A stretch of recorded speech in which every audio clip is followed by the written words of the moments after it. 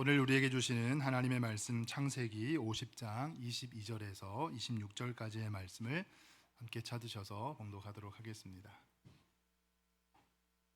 창세기 50장 22절에서 26절입니다. 구약성경 81페이지입니다. 우리 한 절씩 교독하고 마지막 26절 말씀은 같이 읽도록 하겠습니다. 화면을 봐주셔도 되고요. 주보의 내용이 있습니다. 성경 말씀 있습니다. 요셉이 그의 아버지의 가족과 함께 애굽에 거주하여 110세를 살며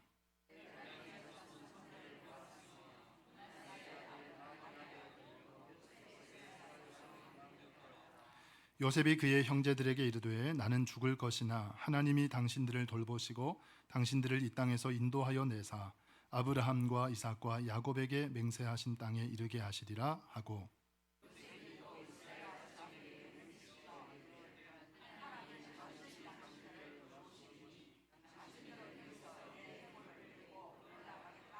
(26절) 함께 읽습니다.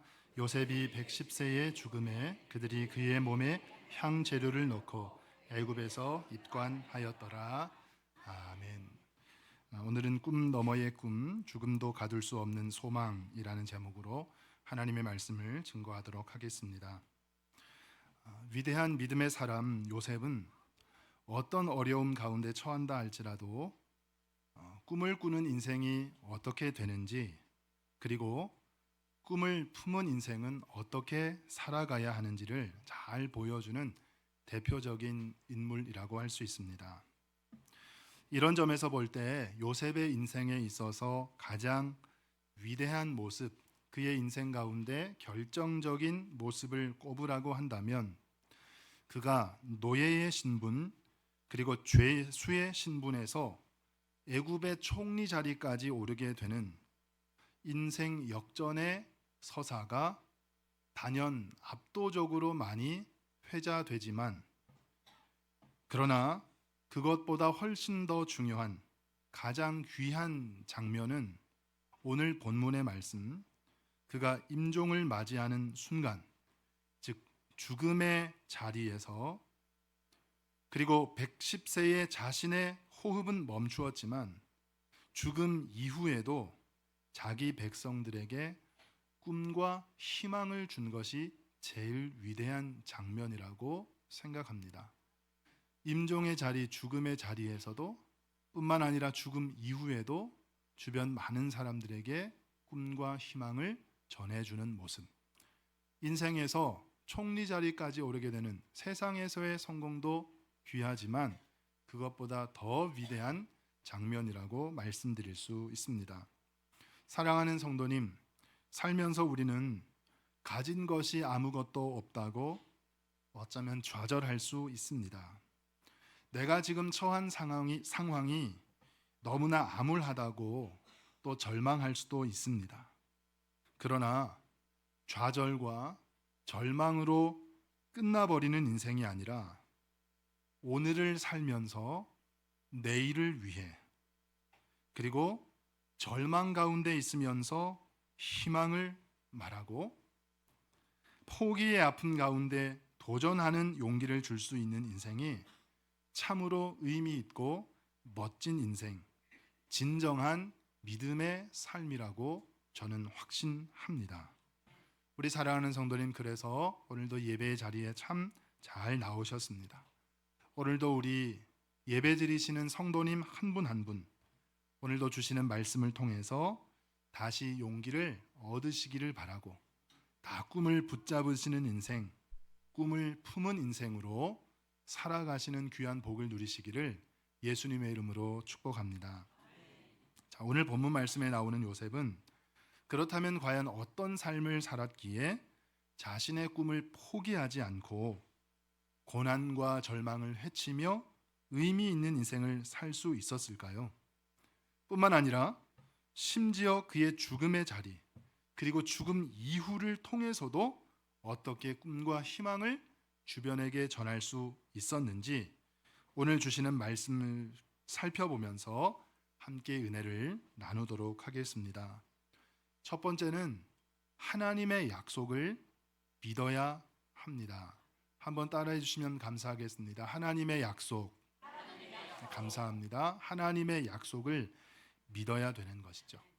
어떤 경우에라도 어떤 상황이라도 하나님의 약속을 믿어야 합니다. 자, 오늘 본문 말씀입니다. 50장 24절 말씀에 요셉이 그의 형제들에게 이르되 나는 죽을 것이나 하나님이 당신들을 돌보시고 당신들을 이 땅에서 인도하여 내사 아브라함과 이삭과 야곱에게 맹세하신 땅에 이르게 하시리라 그랬습니다.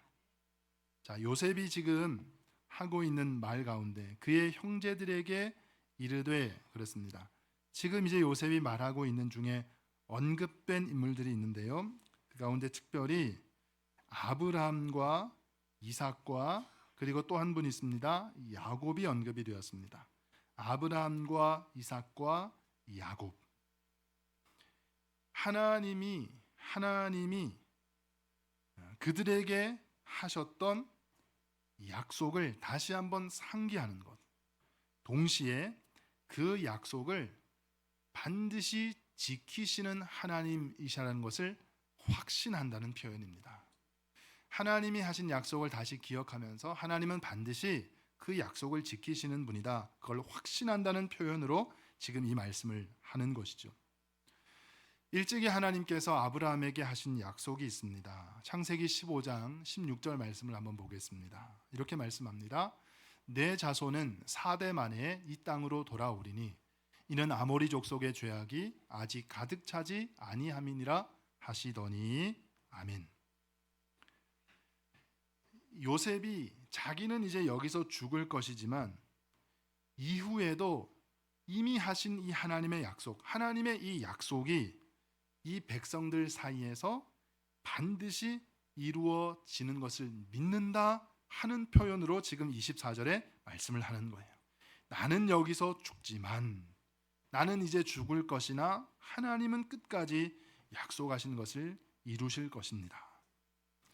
자, 그러면 이 분명한 죽음의 자리에서도 흔들리지 않는 분명한 확고한 확신, 이것이 과연 어디서부터 비롯된 것일까? 여러분, 자신의 지혜일까요? 아니면 자신의 삶에 살아온 경험에서 비롯된 것일까요? 그것도 아니면 지금 자신의 현실일까요?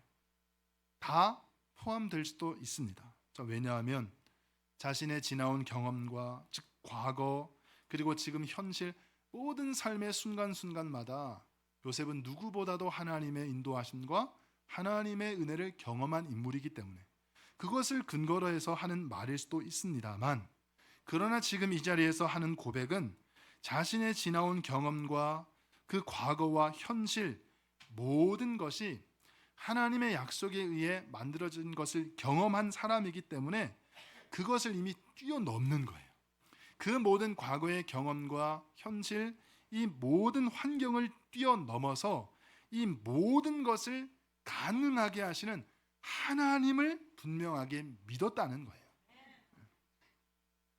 자신의 경험을 뛰어넘는 하나님의 약속.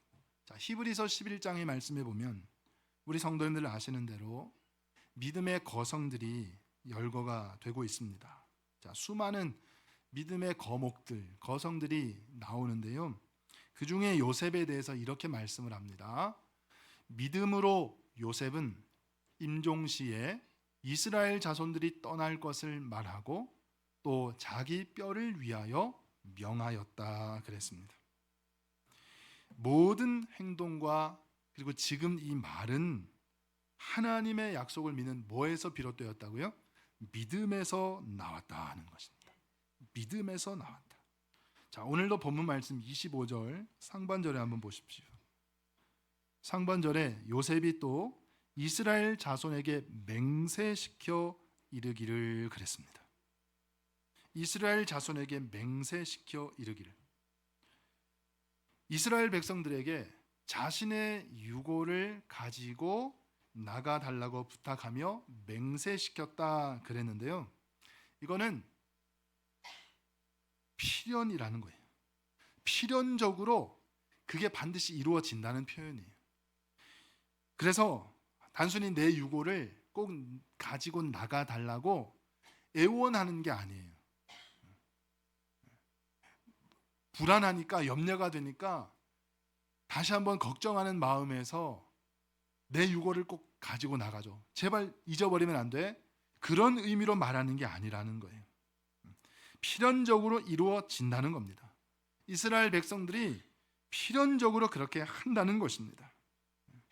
어떤 상황 속에서, 어떤 환경 속에서도 반드시 하나님이 이스라엘을 구원하시고 하나님이 약속하신 땅으로 그들을 인도하신다라고 하는 것을 확신했기 때문에 한 번 더 강조하는 거예요. 24절의 말씀을 한 번 더 강조하는 것이죠. 하나님이 당신들을 돌보실 것이다. 그러니까 내 유골을 가지고 나가달라. 하나님의 약속을 분명히 믿었다 하는 것입니다.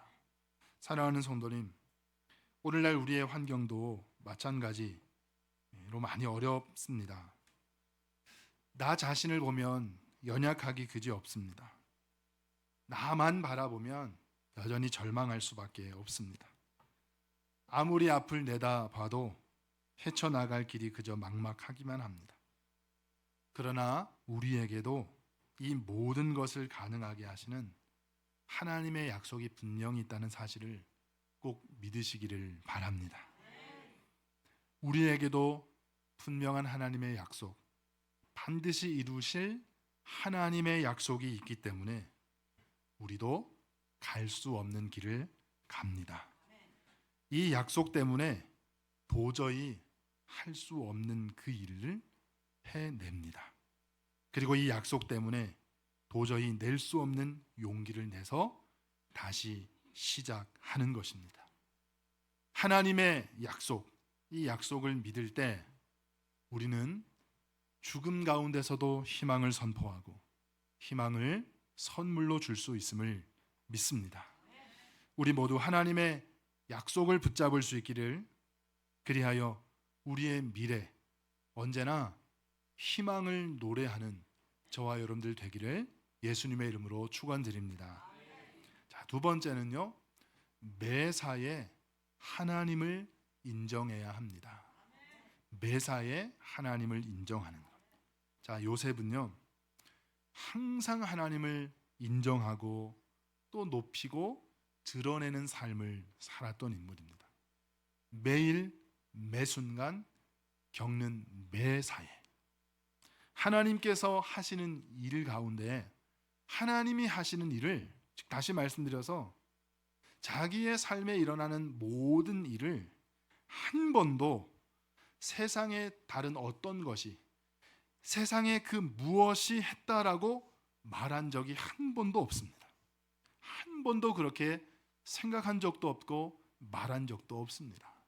자, 오늘 본문 말씀에도 보십시오. 다시 본문 25절 말씀의 중반 부분에 보면 이렇게 말씀합니다. 하나님이 반드시 당신들을 돌보시리니. 하나님이 반드시 당신들을 돌보실 것이다. 칠흑 같은 절망과 어두움 가운데 있다 할지라도 하나님께서 반드시 나타나 주시고 하나님이 반드시 역사하시고 아브라함을 비롯한 다른 조상들에게 하신 약속을 꼭 이루신다는 고백이에요. 그의 전생애를 우리가 너무나 잘 알지 않습니까? 고통스럽고 도무지 이해가 되지 않는, 그러나 그렇다 할지라도 자신의 생애에 일어나는 모든 사건 속에서 한 번도 하나님의 존재를 부인하거나 하나님의 존재를 의심하거나 하나님의 절대 주권을 부정하면서 불평과 원망을 늘어놓은 적이 한 번도 없습니다. 범사에 하나님을 인정했습니다. 심지어 거절하기 어려운 유혹을 받을 때도 그는 하나님의 존재를 인정합니다. 어쩌면 노예로 전락해버린 자신의 인생 가운데 두 번 다시 찾아오지 않을지도 모르는, 그래서 세상의 기준에서 보면 정말 다시금 놓칠 수 없는 절호의 기회라고 할 수 있는 보디발 장군의 아내의 그 유혹마저도 그는 이겨냈습니다. 그리고 그 자리에서 그는 이렇게 말했습니다. 창세기 39장 9절 말씀입니다. 이렇게 말씀했습니다. 이 집에는 나보다 큰 이가 없으며 주인이 아무것도 내게 금하지 아니하였어도 금한 것은 당신뿐이니 당신은 그의 아내임이라. 그런즉 내가 어찌 이 큰 악을 행하여 하나님께 죄를 지으리까.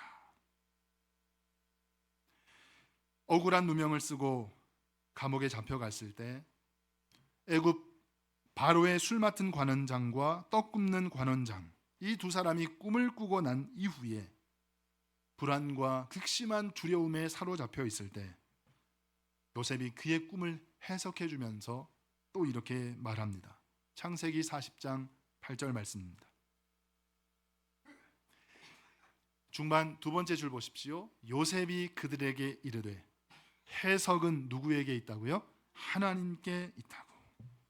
해석은 하나님께 있지 아니하니까 청하건대 내게 이르소서.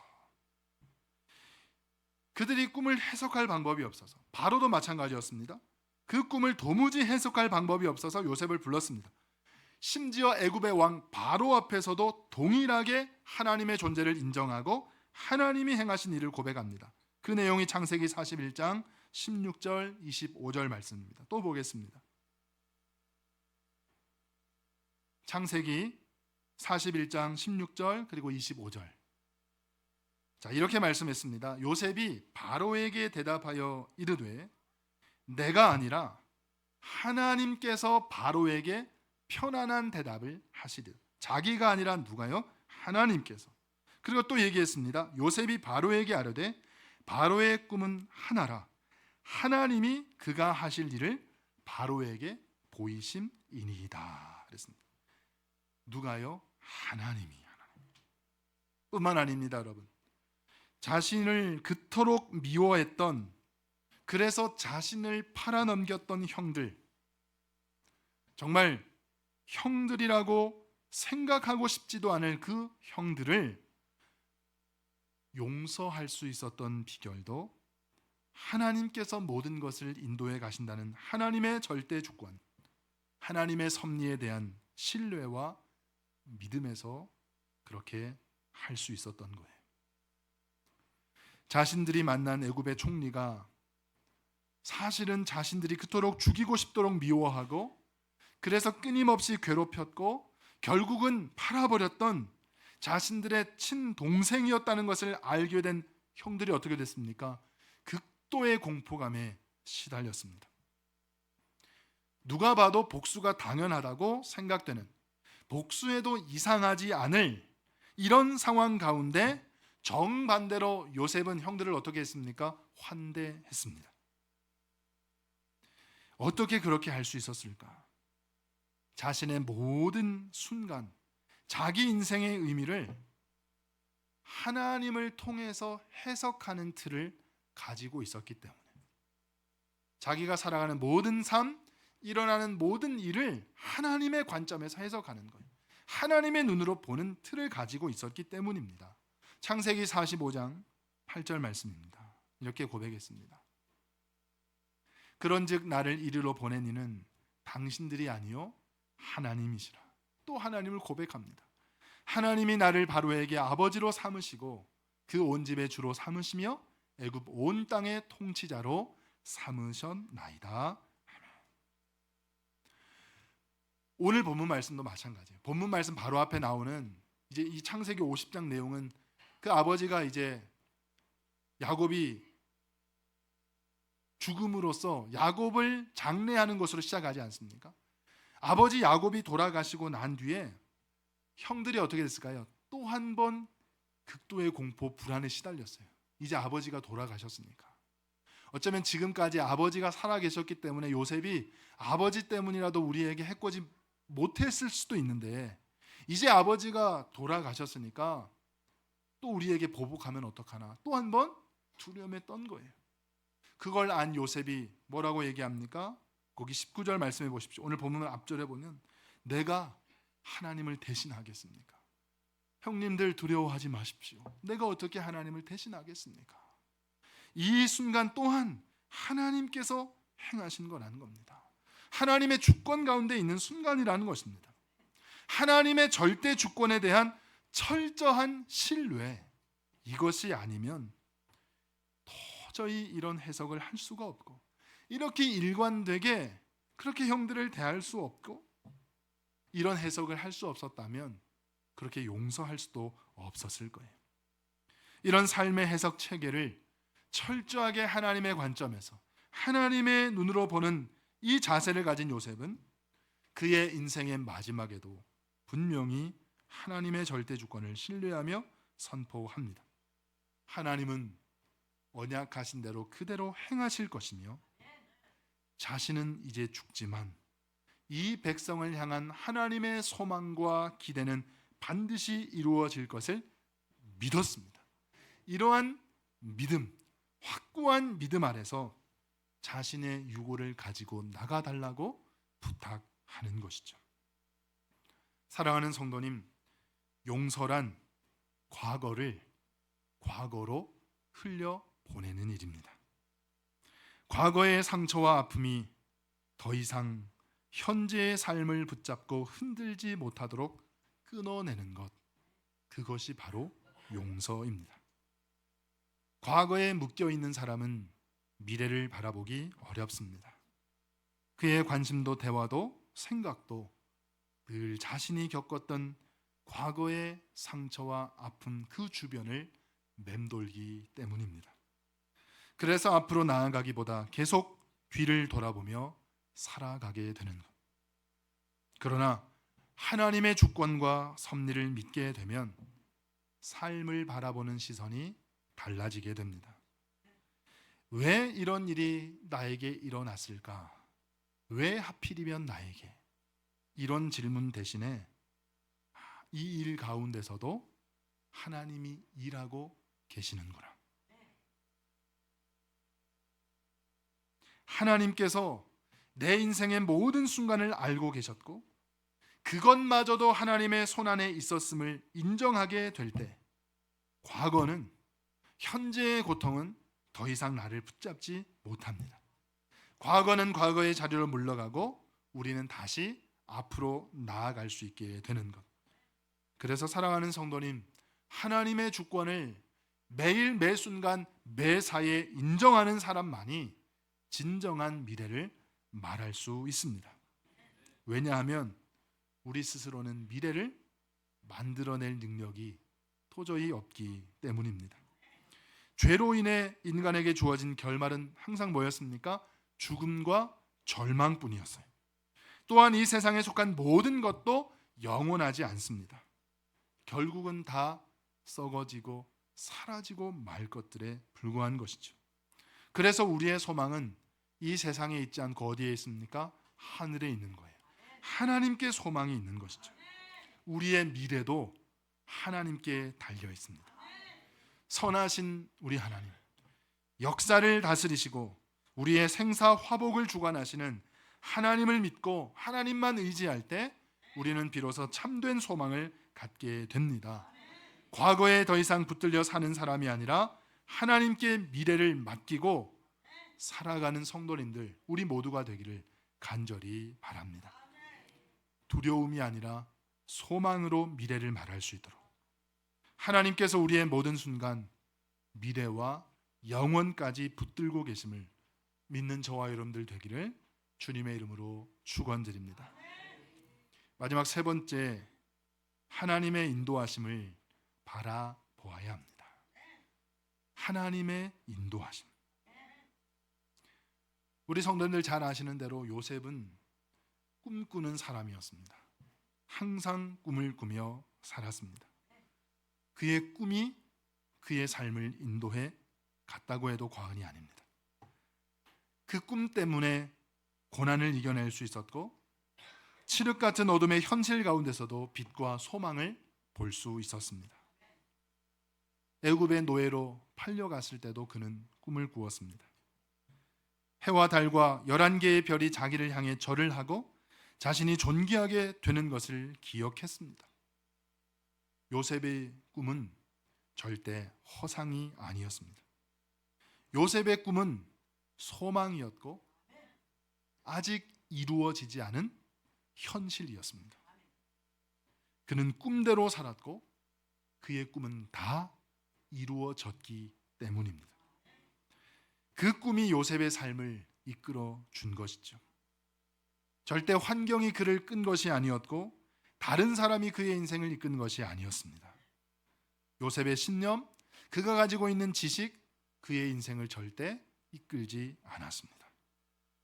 오직 하나님께서 주시는 꿈, 요셉은 그 꿈을 꾸며 그것을 이루기 위해서 달려갔습니다. 그 꿈을 이루기 위해서 유혹도 이겨냈습니다. 그리고 그 꿈을 이루고 난 뒤에 또 그는 꿈을 꾸었습니다. 이로 인해 요셉은 큰 것을 이루고 그것에 머물거나 그것에 정체되어서 썩어져 버리는 인생이 아니라 자신의 길을 끝까지 아름답게 걸어갈 수 있게 된 것이죠. 자, 그렇다면 그의 삶을 이끌어온 요셉이 꾼 꿈의 궁극적인 것은 무엇인가? 요셉이 꾼 꿈의 궁극적인 목표, 그것은 바로 하나님의 약속대로 하나님이 주시는 그 시온을 향한 꿈이었다는 겁니다. 그래서 요셉은 꿈을 꾼 사람인과 동시에 꿈 너머의 꿈을 꾼 사람이에요. 자기 민족이 하나님의 거룩한 백성이 되어서 젖과 꿀이 흐르는 축복의 땅 가나안에 이르게 될 것이라는 꿈, 그 꿈이 그가 꾼 꿈의 궁극적인 목표였다는 것입니다.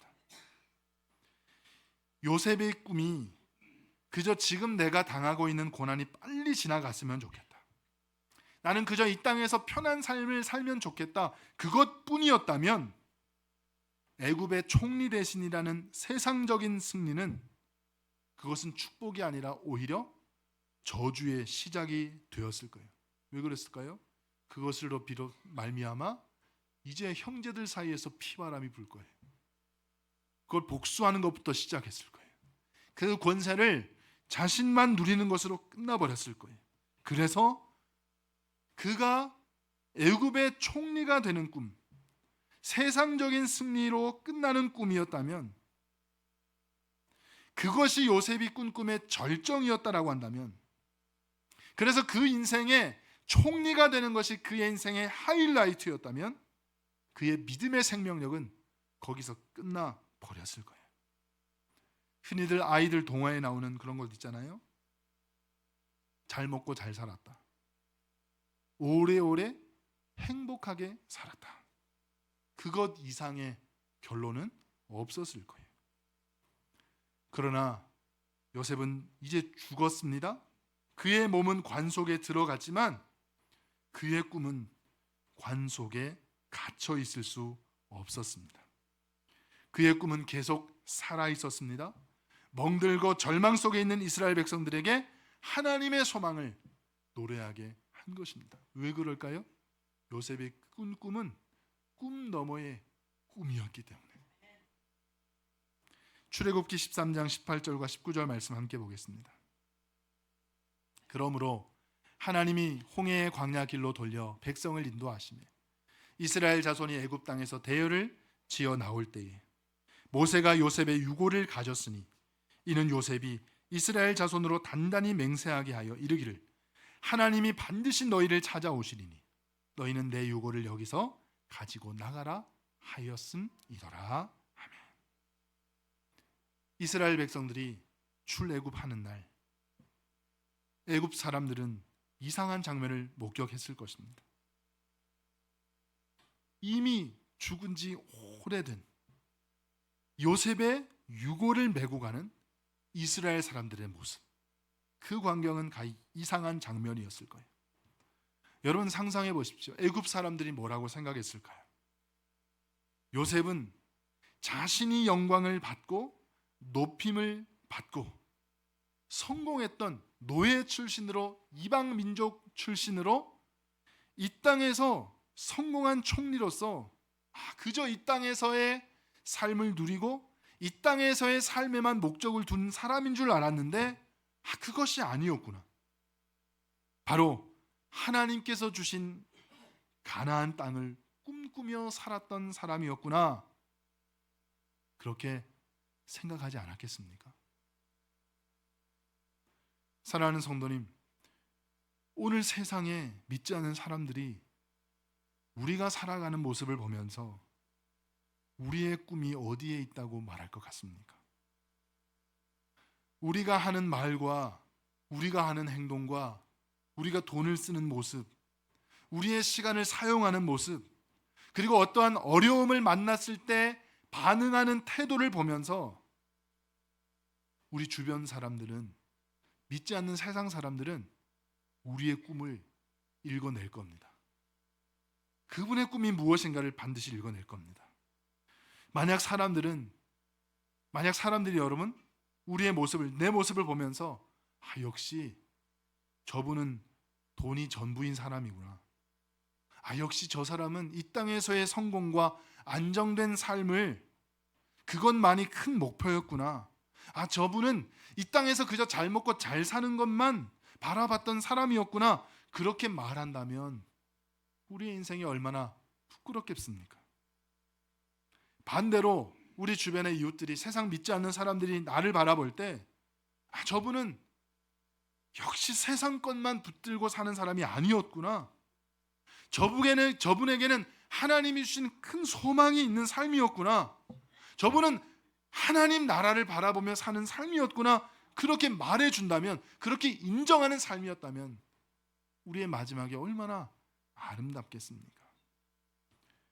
출애굽하던 날 이스라엘 백성들이 요셉의 유고를 메고 애굽을 떠나는 모습을 보면서 비로소 애굽 사람들은 깨달았을 것입니다. 요셉의 꿈이 애굽에서 총리가 되는 것으로 끝나는 것이 아니었구나.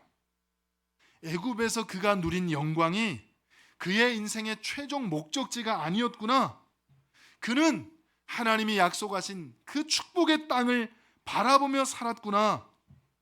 그렇게 깨달았을 것입니다. 그래서 비록 그의 몸은 관 속에 있었지만 그의 꿈은 결코 죽지 않았다는 거예요. 그의 소망은 이스라엘 백성들의 가슴 속에 전해지고 그들의 가슴 속에 여전히 살아 움직이며 약속의 땅을 향해서 나아가게 만드는 원동력이 된 것이죠. 사랑하는 성도님, 우리도 마찬가지입니다. 병이 낫는 것, 사업이 잘 되는 것, 우리가 살며 겪는 문제들이 해결되는 것, 너무나 감사한 일이지만 그것만이 우리 인생의 최종 목적지가 되어서는 안 됩니다. 그런 것들은 하나님께서 주시는 은혜의 과정일 뿐이지 우리의 궁극적인 꿈, 우리가 품어야 되는 최종 꿈 너머의 꿈은 아니라는 것입니다. 우리의 진정한 꿈도 하나님 나라가 될 수 있기를 간절히 소망합니다. 우리가 꾸는 꿈 너머의 꿈도 하나님이 약속하신 영원한 그분의 나라, 우리의 본향이 되어야 할 줄로 믿으시기를 바랍니다. 그 꿈이 있을 때 우리들도 고난 속에서 무너지지 않을 수 있습니다. 절망 속에서 포기하지 않을 수 있습니다. 눈앞의 현실이 아무리 우리를 흔들어도 절대 쓰러지지 않을 수 있습니다. 왜냐하면 우리의 소망이 결코, 우리의 꿈이 결코 이 땅에서 묶여 있지 않기 때문에 그렇습니다.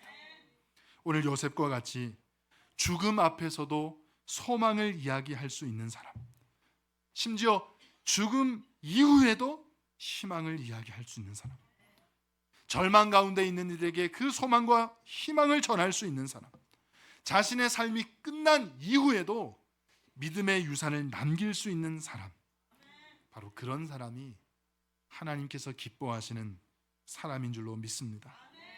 그래서 사랑하는 성도님, 꿈을 꾸시기 바랍니다. 이 땅의 꿈을 넘어서는 꿈 너머의 꿈을 꾸시기 바랍니다. 하나님이 약속하신 영원한 나라를 바라보십시오. 그 소망을 붙들고 살아가십시오. 그래서 우리의 삶, 죽음조차 가둘 수 없는 소망을 통해서 사랑하는 성도님 모두가 이 땅에서 주시는 하나님의 복뿐만 아니라 하늘의 신령한 복을 다 소유하시며 우리 주변 모든 이들에게 하나님의 꿈 너머의 꿈, 소망과 희망을 전하는 복된 인생, 진정 가치 있는 인생 다 살아가시기를 우리의 진정한 꿈, 소망 되시는 예수님의 이름으로 축원드립니다.